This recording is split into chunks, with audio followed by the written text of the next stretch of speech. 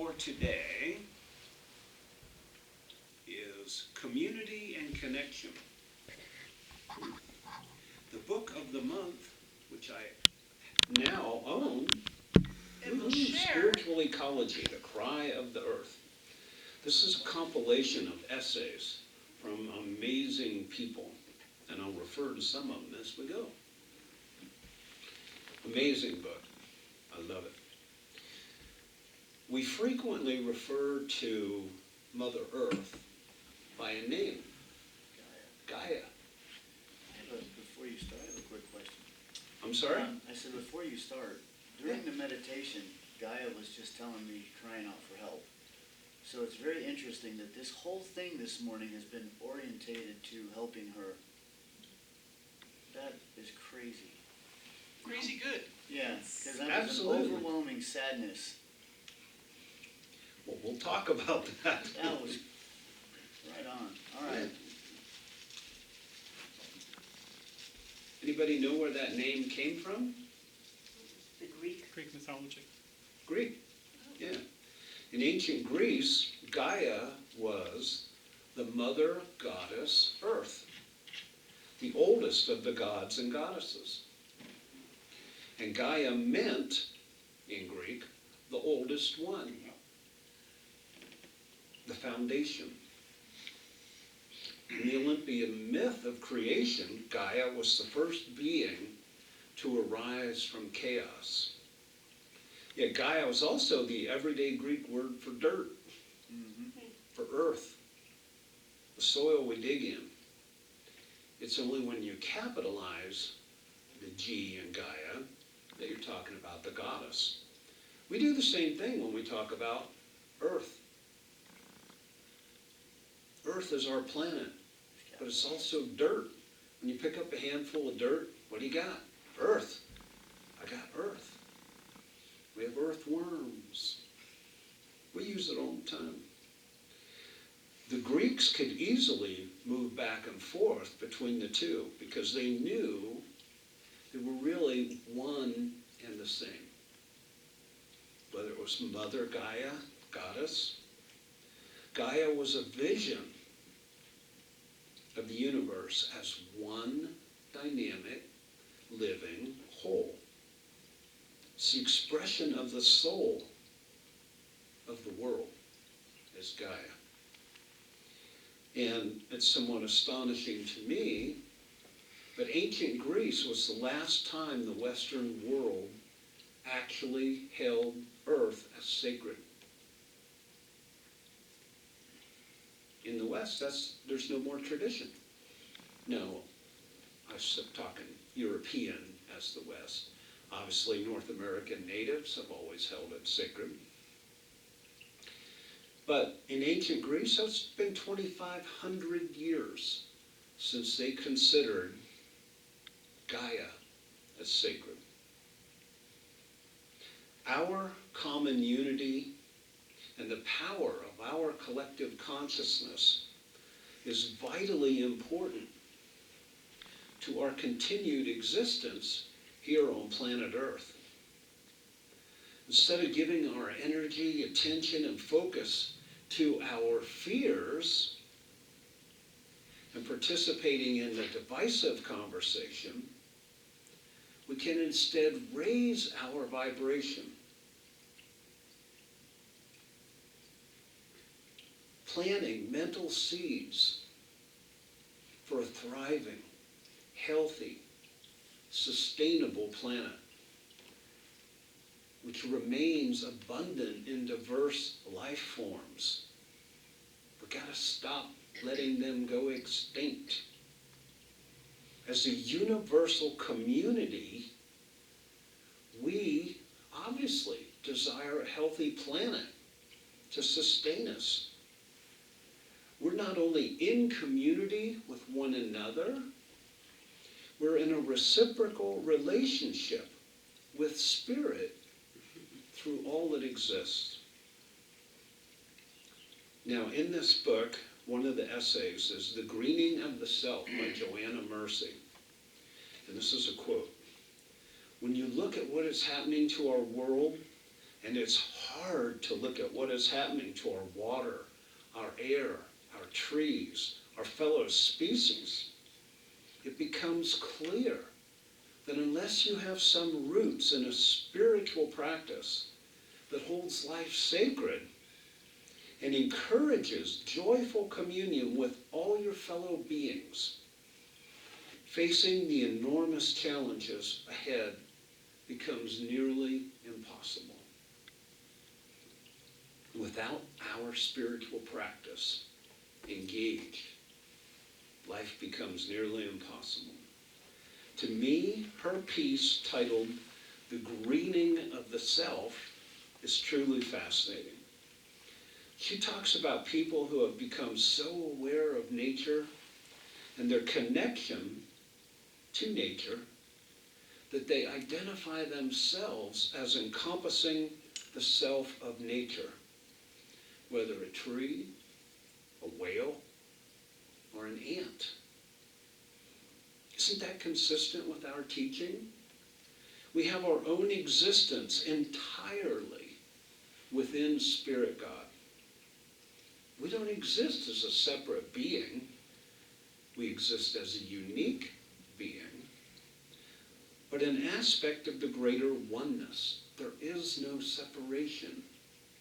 There is no duality. So as part of the one, we really are the trees, the rocks, the soil, and all the animals that surround us, whether it's Clipsy, Cash, Tinkadink, the mosquitoes, the bats. This theory of the greening of self applies to all of us. For many, many varied reasons, we're all seeking to reconnect with our environment, to recognize our reality is that we are already just one aspect of the same divine oneness. For so many of our 21st century minds, Gaia, the goddess, has become a symbol of a new mode of consciousness, sometimes called Gaia consciousness. While I'm on the subject of Gaia, have any of you heard Pepper Lewis channel Gaia? No? I mentioned her one day to Rana, and Rana was deeply appreciative of Pepper. She said she is a very good, legitimate, pure channel who wants nothing to do with the publicity and fame that comes with channeling Gaia. And now it's from Rana. So my high esteem of, my high perspective of Pepper went up even higher. But I heard her in Sedona at a Lee Carroll Cryon Summer Light Conference. He had Pepper come in. And Lee, Rana, and Pepper were all on the platform at the same time. I was impressed. Pepper is, I'll just tell you my perspective of when she was speaking, talking in a normal voice, a very pleasant voice, and then she sat down to channel Gaia, and it was one of the most pleasant sounds I've ever heard in my life. It was like someone ringing beautiful bells, just had this ethereal quality when she was channeling Gaia. When she was done, went back to her voice, and it was like, it's not the same. Anyway, Pepper is the founder of an organization called the Peaceful Planet. It's an organization dedicated to relating to our environment and the world around us in a way that embraces and projects balance, integrity, peace, and harmony. The Peaceful Planet offers inspirational products and services, blah, blah, blah, blah, blah. She has a website, and there's tons of free stuff out there. So I'm bringing it up to mention to you. Now, We're going to deviate from the script based on my morning download.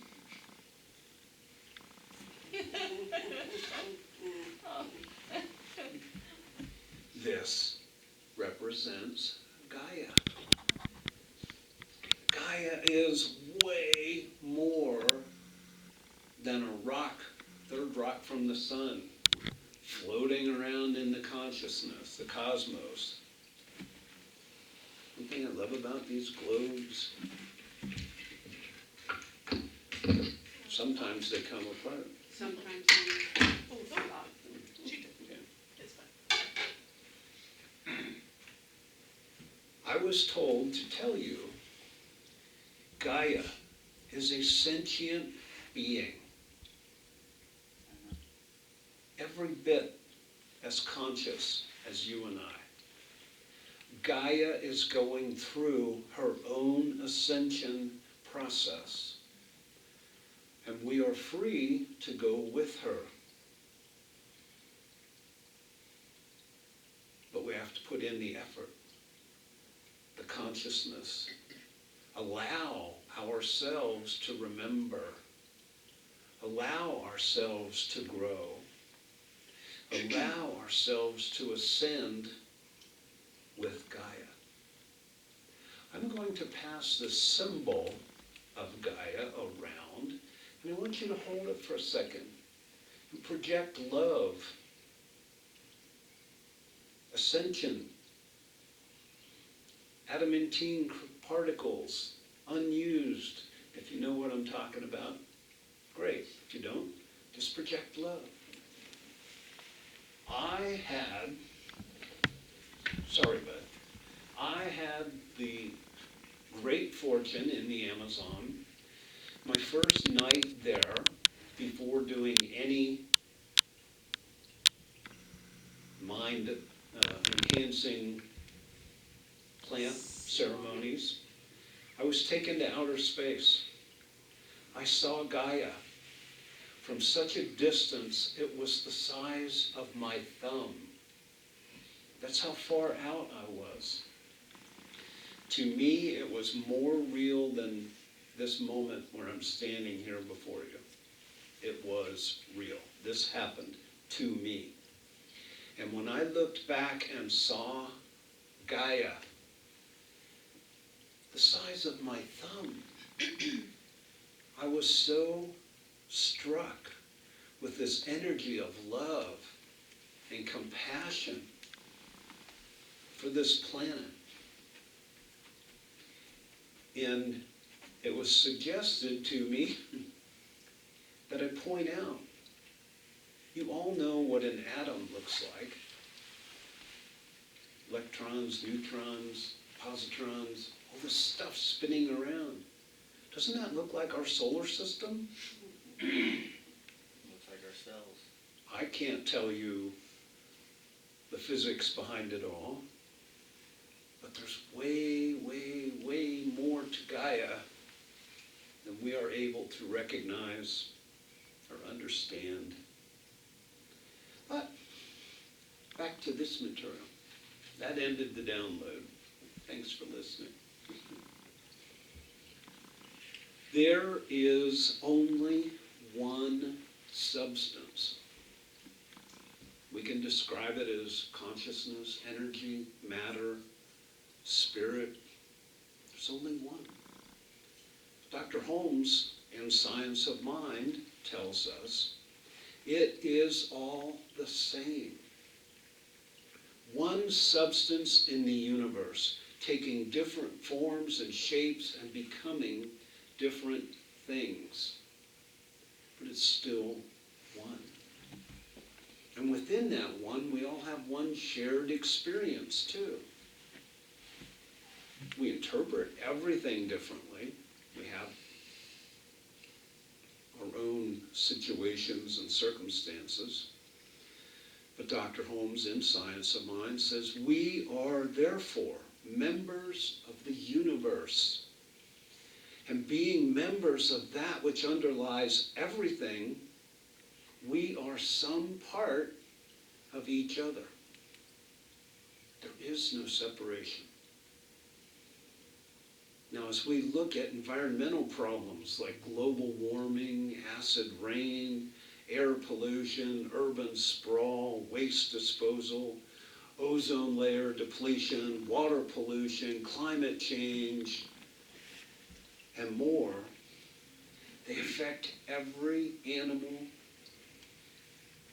every plant, every human, every nation on this planet. They're all connected. Reliance on clean water, pure food, clean air, it's essential to our existence. It is not an option.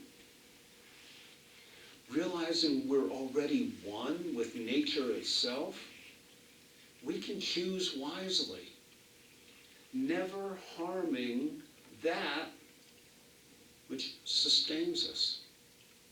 Because there's only one existence. And within one, there's this reciprocity. And that's the good news. We all experience reciprocity. Yeah, you ain't tricking me. I know When you see someone yawn, you reciprocate. Science doesn't quite have an explanation for that. Actually, they do. Here's another reciprocal thing in our existence.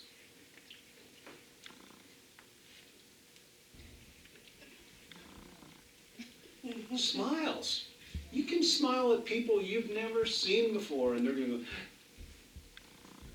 you know.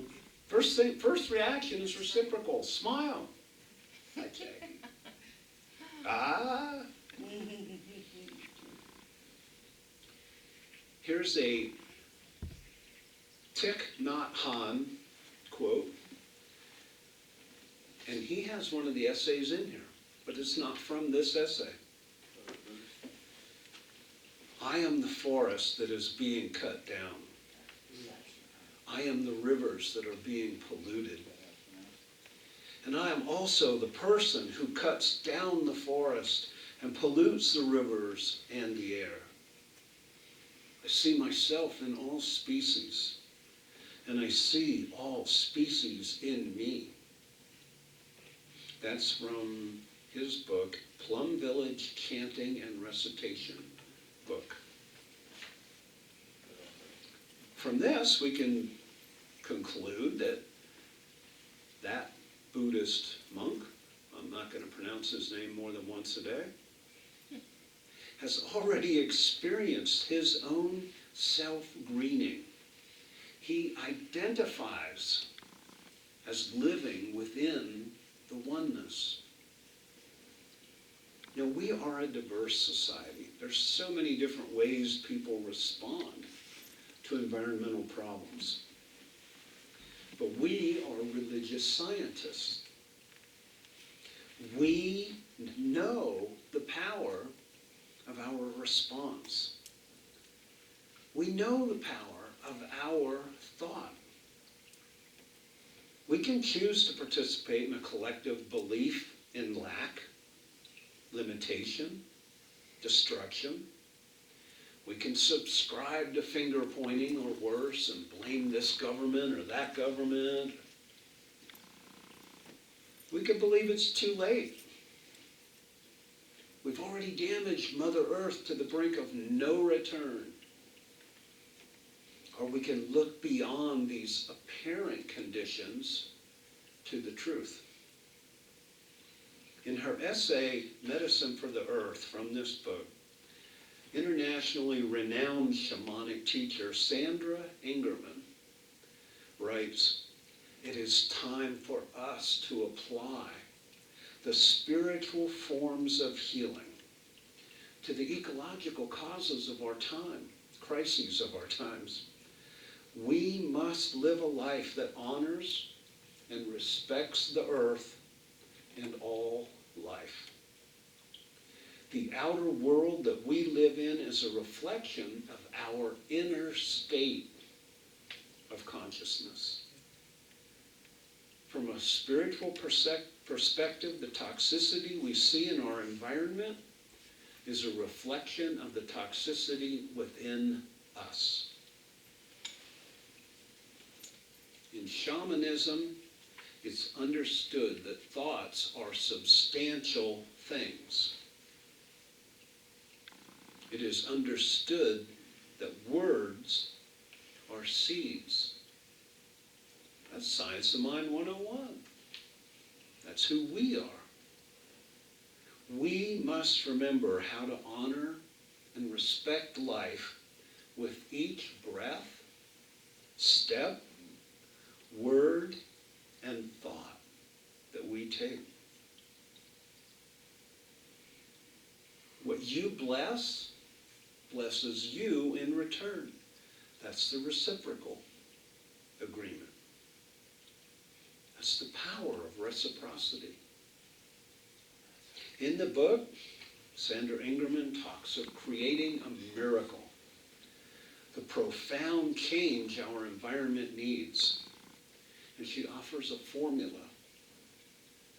Intention plus union plus love plus harmony plus concentration plus focus plus imagination equals transmutation. That's the change we want to see. We don't have to remember that formula. All we got to remember is every thought, every action, every belief manifests. We are that powerful.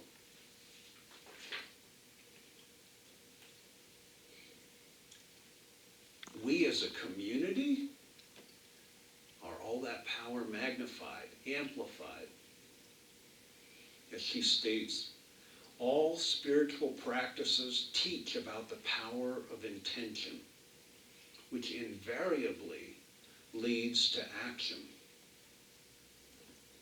Dr. Holmes' Science of Mind. Man's mind should swing from inspiration to action, from contemplation to accomplishment, from prayer to performance. Let us feel that our purposes are animated and inspired from on high. Let us go forth and make our dream come true in human existence. Now, he wrote that in the 20s or 30s, but it's so perfect and appropriate for what we're going through today. In Can We Talk to God, written in 1934, he wrote, I believe in the brotherhood of humanity, the parenthood of God, and the unity being all together in one perfect whole.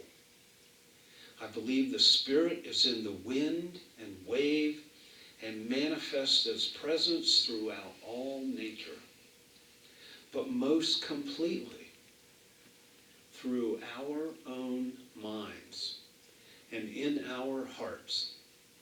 It proclaims our livingness and our lovingness. This is the basis of all New Thought teaching, the spiritual union of all life. Now here's a separate quote from Dr. Holmes. We are thinking, willing, knowing, conscious centers of life. We are surrounded by, immersed in, and there is flowing through us a creative something. The sum total of all our thought, will, purpose, and belief creates a tendency in this law that causes it to react to us according to the sum total of that belief. So how can we care for our planet through community? Well, we took the first step today when we passed the globe around. And if you choose to believe Earth is flat, okay, we'll run over that with a Tractor. something, make it flat. It's your reality, but it's still what sustains life. So let us become dedicated prayer practitioners, each and every one of us, for the planet, for Mother Earth, for Gaia.